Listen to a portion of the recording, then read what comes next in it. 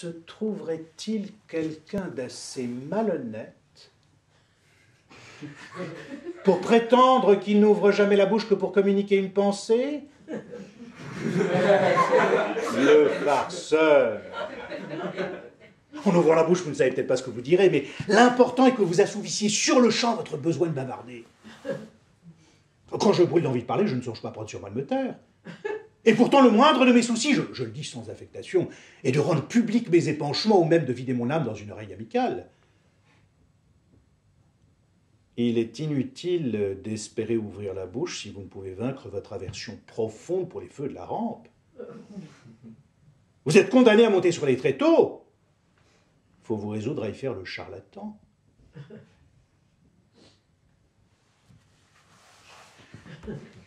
Où pourrais-je encore trouver matière à exercer ma verve?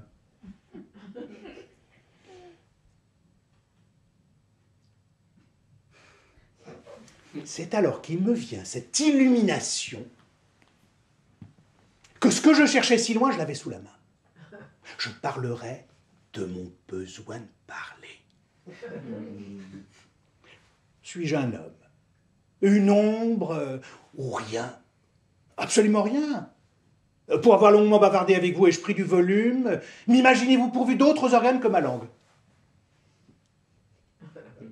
Peut-on m'identifier avec l'auteur? Comment le savoir?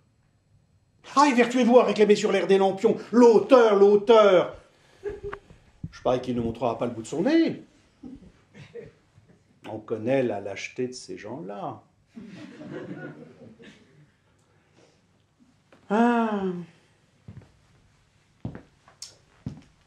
Pourquoi me suis-je exposé quand je pouvais rester dans le rang? J'ai sacrifié à mon vice les douceurs de l'obscurité et par une fiction savante, j'ai cherché à vous donner le change.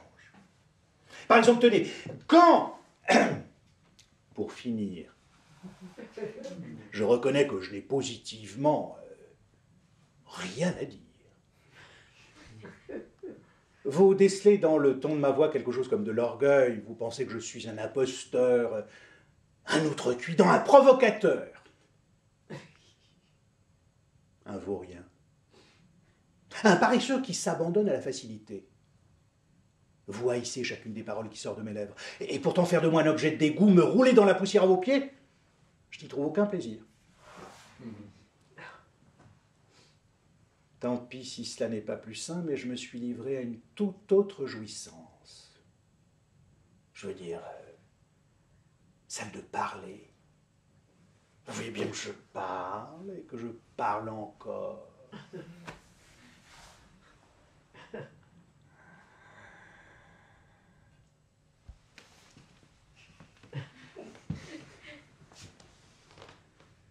Mais de même qu'il vient un moment où la flamme la plus vivace se tord sur elle-même, baisse le nez en fumant, vacille pour finalement s'éteindre, de même à la longue le bavard le plus invétéré éprouve une irritation grandissante au fond de la gorge. Il ne sait plus très bien ce qu'il avait à dire ni comment le dire et souhaite quelque bienfaisante relâche. De sorte qu'il se produit en lui quelque chose qu'il ne pouvait guère prévoir et que l'autre avait cessé d'espérer. Le silence.